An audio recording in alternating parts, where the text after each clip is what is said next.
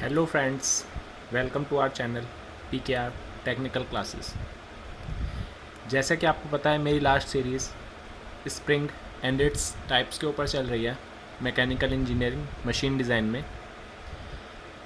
मैं उस सीरीज़ को बीच में इसलिए छोड़ूंगा क्योंकि अब मैं अपने कंटेंट के इम्पोर्टेंस पे ध्यान देते हुए आप लोगों को स्टडी कराऊंगा। अब इस सीरीज़ में जो मैं नई सीरीज़ अब ये लेके आया हूँ नए चैनल के साथ, PKR टेक्निकल क्लासेस के साथ, इस सीरीज़ में मैं आपको वो टॉपिक्स पढ़ाऊँगा जो गवर्नमेंट एग्ज़ाम्स में फ्रीक्वेंटली कवर होते हैं और मैक्सिमम टाइम्स इन्हीं टॉपिक में से क्वेश्चन पुटअप किए जाते हैं। इस लेक्चर में मैं मशीन डिज़ाइनिंग में से एक टॉपिक आप लोगों को पढ़ाऊँगा या उसका ओवरव्यू दूँगा। इसके आगे जब मैं 2 लेक्चर इस टॉपिक पर सब्जेक्टिव आपको इसकी नॉलेज दे दूँगा, देन थर्ड या फोर्थ लेक्चर्स में मैं फ्रीक्वेंटली आपको इसके ऑब्जेक्टिव्स या इम्पॉर्टेंट फार्मूलाज भी लिखवाता रहूँगा, जो कि maximum number of times government exams में उन्हीं फार्मूलेज में से क्वेश्चंस बन के आते हैं और मैं आपको उनकी आगे की भी नॉलेज देता रहूँगा कि आप इन फार्मूलोज़ को ऐसे मॉडिफाई करके यूज़ कर सकते हैं। तो चलिए अपनी वीडियो को शुरू करते हैं। ये मेरा फर्स्ट टॉपिक है मशीन डिज़ाइनिंग टॉपिक में से design against static and dynamic loading. हमारा जो हम मशीन के कंपोनेंट डिज़ाइन करते हैं उनको स्टैटिक एंड डायनेमिक लोडिंग में से कैसे डिज़ाइन करते हैं, स्टैटिक एंड डायनेमिक लोडिंग के अगेंस्ट कैसे डिज़ाइन करते हैं उन कंपोनेंट्स को। चलिए वीडियो को शुरू करते हैं। पहले मैं आपको इस टॉपिक की सब्जेक्टिव नॉलेज दे दूंगा, देन आगे हम उसके ऑब्जेक्टिव क्वेश्चंस भी देखेंगे। चलिए वीडियो को शुरू करते हैं। What is design against static and dynamic loading.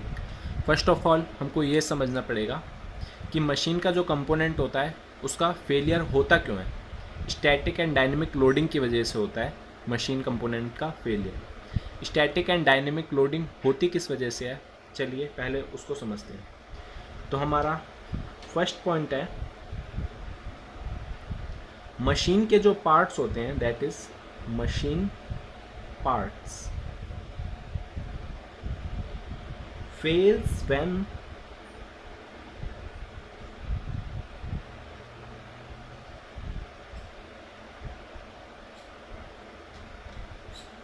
stress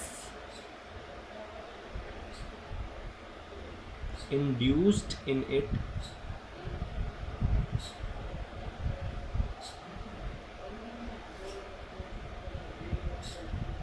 exceeds their strength।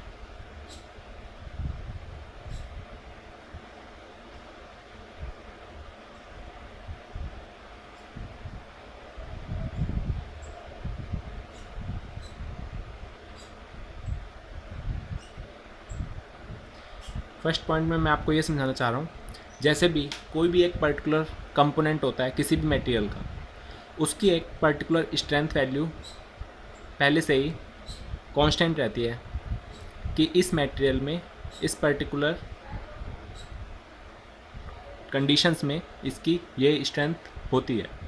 But जैसे ही हम उस पर फोर्स या लोड अप्लाई करते जाते हैं तो एक टाइम ऐसा आएगा जब हम लोड इंक्रीज़ करेंगे तो उसकी जो स्ट्रेंथ की वैल्यू है या स्ट्रेंथ स्पेसिफिक है उससे हमारी स्ट्रेंथ की वैल्यू आगे हो जाएगी।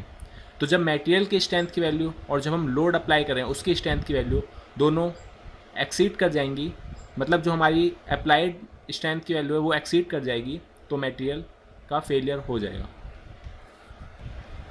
एंड सेकंड पॉइंट इज़, जब हम किसी भी कंपोनेंट पे एक्सटर्नली लोड अप्लाइड करते हैं तो उसमें इंटरनल स्ट्रेस इंड्यूस्ड होते हैं।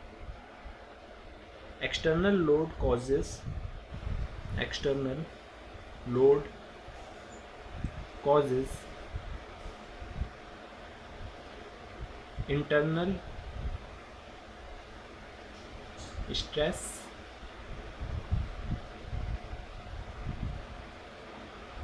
इन एलिमेंट्स।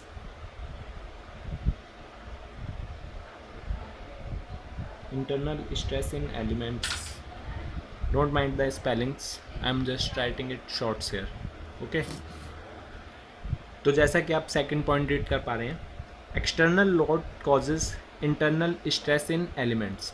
जब हम एक्सटर्नली लोड किसी भी एलिमेंट पे अप्लाई करते हैं तो उसमें इंटरनल स्ट्रेस इंड्यूस्ड होता है। जैसे कि मैंने आपको फर्स्ट पॉइंट में बताया, किसी भी एक पर्टिकुलर एलिमेंट की एक पर्टिकुलर कंडीशंस तक उसकी स्ट्रेंथ, उसकी सारी प्रॉपर्टीज़ की वैल्यू कांस्टेंट रहती है, बट उस मटेरियल की मैन्युफैक्चरिंग के दौरान अगर उसमें कुछ इंटरनली फॉल्ट्स आ जाते हैं तो उसमें उस पर्टिकुलर स्ट्रेंथ की वैल्यूज़ में भी वेरिएशन आ जाती हैं, क्योंकि उसमें उसकी मैन्युफैक्चरिंग क्वालिटी इतनी हाई नहीं है कि वो अपने सारी प्रॉपर्टीज़ शो कर सके। उसमें अंदर कुछ मॉलिकुलर स्ट्रक्चर में फेलियर्स हो जाते हैं, कुछ मॉलिकुलर स्ट्रक्चर में डिफॉर्मेशन आ जाती है। दैट्स वाई उसकी एक स्पेसिफाइड स्ट्रेंथ की लिमिट से पहले ही वो फेलियर कर सकता है, जिसको हम बोलते हैं external load causes internal stress induced in element. तो वो उसमें जो इंटरनल स्ट्रेस इंड्यूस्ड होगा, जैसा कि मैंने आपको बताया कि उसमें मैन्युफैक्चरिंग के दौरान ही कुछ डिफॉर्मेशन आ जाती है, उसके मॉलिकुलर स्ट्रक्चर में वेरिएशंस आ जाती हैं, तो वो अपनी उस पर्टिकुलर स्ट्रेंथ की वैल्यू को रीच ही नहीं कर पाएगा, वो उससे पहले ही फेलियर हो जाएगा। That's it.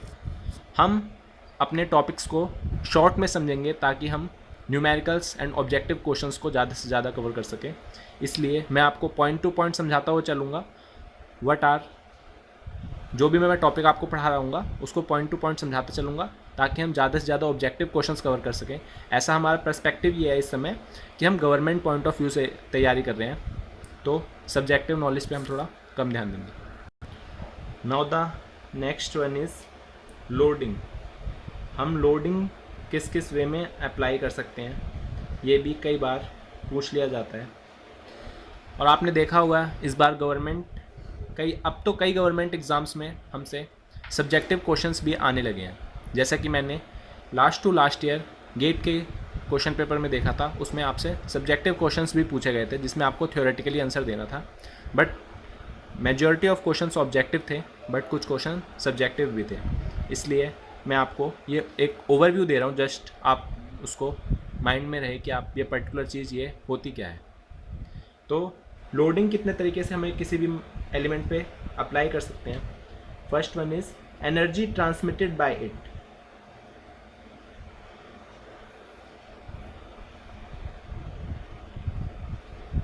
Energy transmitted by it, उस कंपोनेंट से एनर्जी ट्रांसमिटेड जो हो रही है उसको, वो एनर्जी ट्रांसमिट करने के लिए उसके ऊपर कितना लोड अप्लाई हो रहा है।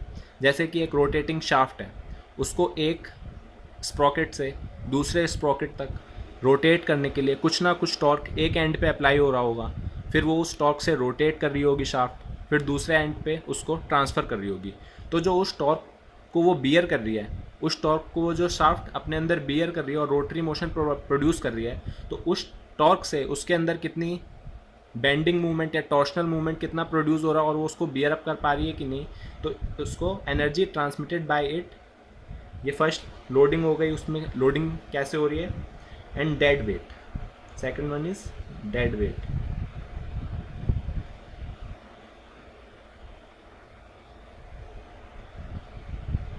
जैसे किसी भी एलिमेंट के ऊपर डेड वेट पड़ा हुआ है, जैसे हम वेइंग मशीन्स पे पुट कर देते हैं 5 kg 100 kg, वो उस पर डेड वेट पड़ा हुआ है, मतलब एट रेस्ट है वो डेड वेट, तो उसकी वजह से कई बार फेलियर हो जाता है। ऐसे ही रेस्ट पे रखी रखी चीज़ें ब्रेकअप हो जाती है, नीचे से फेलियर हो जाता है, तो उसको हम डेड वेट बोलते हैं। And the third point is inertia force.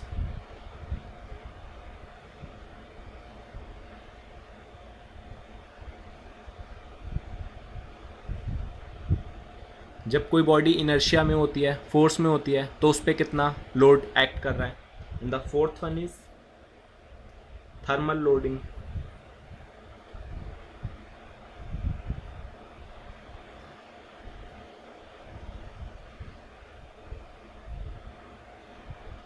Thermal loading की वजह से मशीन एलिमेंट्स, जैसे गर्मी में एलिमेंट्स एक्सपेंड होते हैं तो एक दूसरे पर कितना फोर्स एक्सर्ट कर रहे हैं, फिर ठंडी में जब वो दोबारा कंप्रेस्ड होते हैं तब उसमें इंटरनल स्ट्रेस कितना इंड्यूस्ड हो रहा है।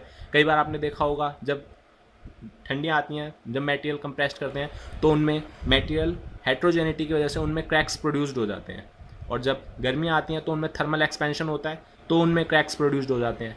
उसके अंदर जो मॉलिकुलर स्ट्रक्चर में डिफॉर्मिटी होती है, मतलब इम्प्रॉपर स्ट्रक्चर होता है उनके अंदर, तो उसकी वजह से उनमें क्रैक्स प्रोड्यूस हो जाते हैं, क्योंकि उस पर्टिकुलर एरिया में वो कुछ फॉल्ट्स रहता है मॉलिकुलर स्ट्रक्चर में, जिससे वो क्रैक्स क्रिएट हो जाते हैं, उस एरिया से वो कंपोनेंट वीक हो जाता है। एंड हमारा फिफ्थ पॉइंट है friction forces.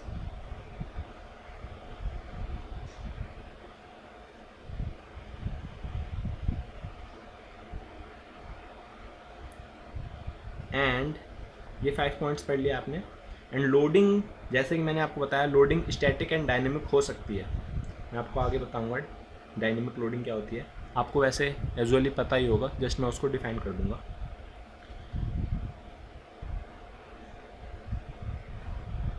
Loading may be static and dynamic.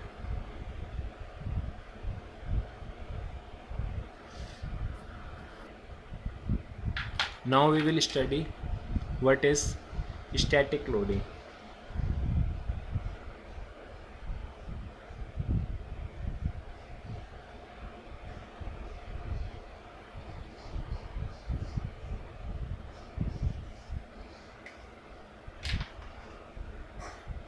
Static loading जो होती है वो एक कांस्टेंट लोड होता है जो कि किसी भी मशीन एलिमेंट पे अप्लाइड हो रहा होता है।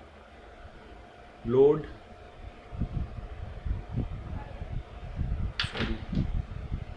Load applied to assembly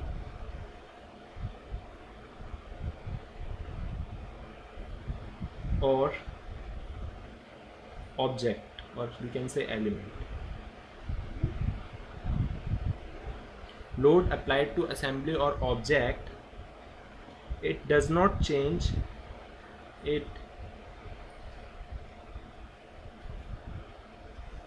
does not change with respect to time and both in magnitude and direction. उसका मैग्नीट्यूड भी नहीं चेंज होना चाहिए और उसकी डायरेक्शन भी नहीं चेंज होनी चाहिए। और थर्ड पॉइंट एक और आप लिख सकते हैं, और इट अटेन्स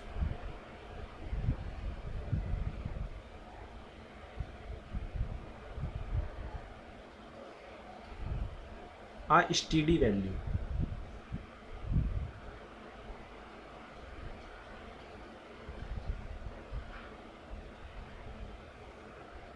कई बार ऐसा भी हो सकता है कि थोड़े टाइम के लिए वो लोड इंक्रीज हो, उसके बाद कांस्टेंट हो जाए। आपने थर्ड पॉइंट का एग्जांपल एलिवेटर्स में देखा होगा, लिफ्ट में।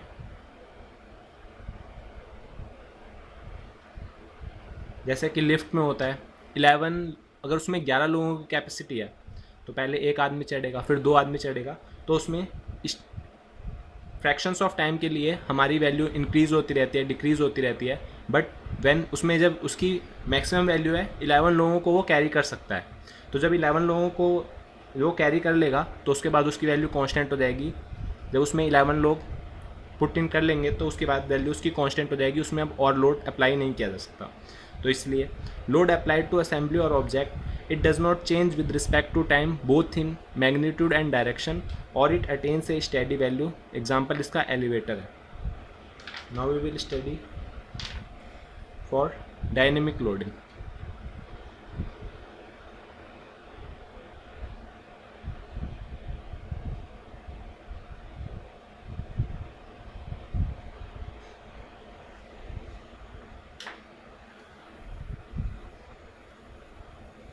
इसका फर्स्ट पॉइंट है, dynamic loading results, dynamic loading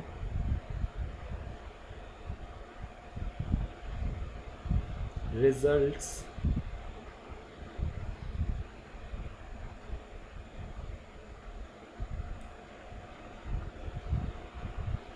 when magnitude when है ये, when magnitude changes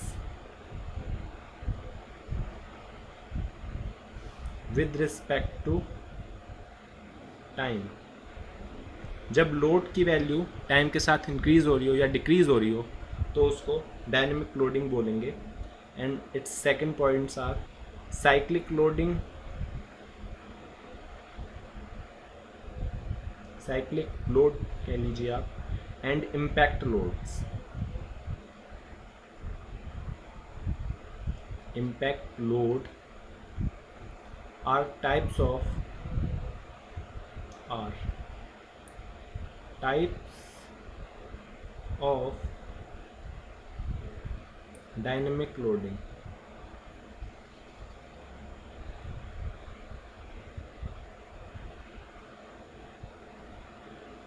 are types of dynamic loading। Now the next topic will be design for static load।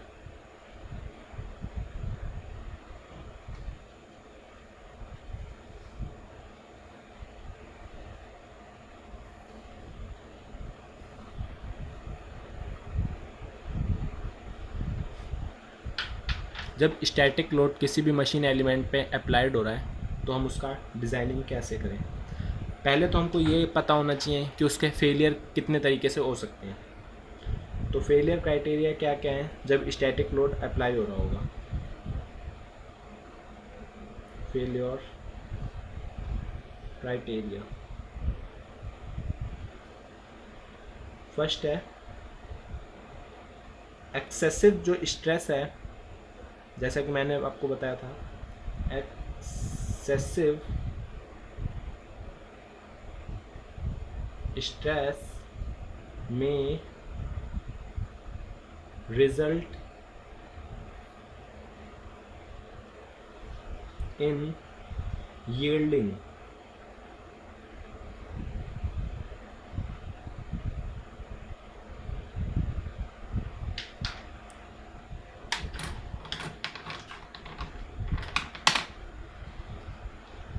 ये important point है।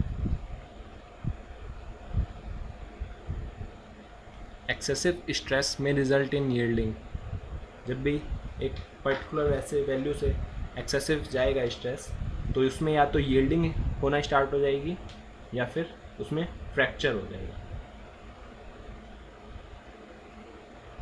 उसको भी underline कर लेते हैं।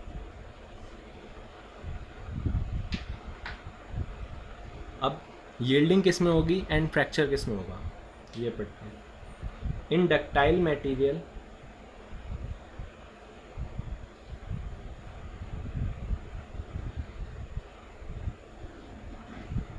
yielding occurs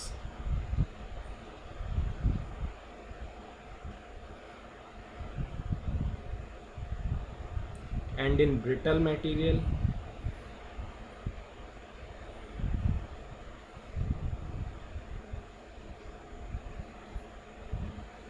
fracture occurs।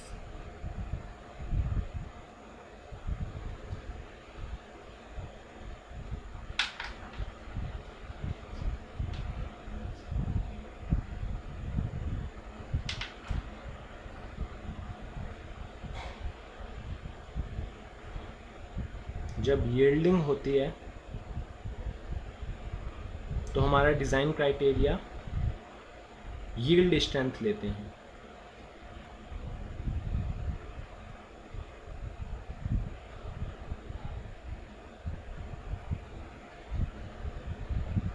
जब यील्डिंग होती है इट मीन्स, मैं आपको शॉर्ट में बताऊं, जब हमारा डक्टाइल मटेरियल हम यूज़ करते हैं तो हम यील्डिंग स्ट्रेंथ को एज फेलियर क्राइटेरिया लेते हैं, और जब हमारा फ्रैक्चर होता है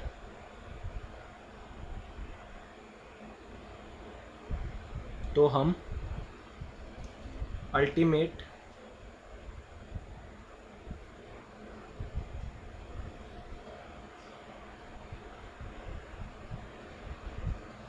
टेंसाइल स्ट्रेंथ को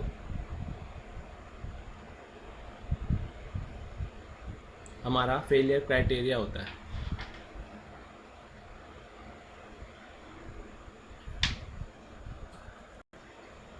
आज की वीडियो में इतना ही।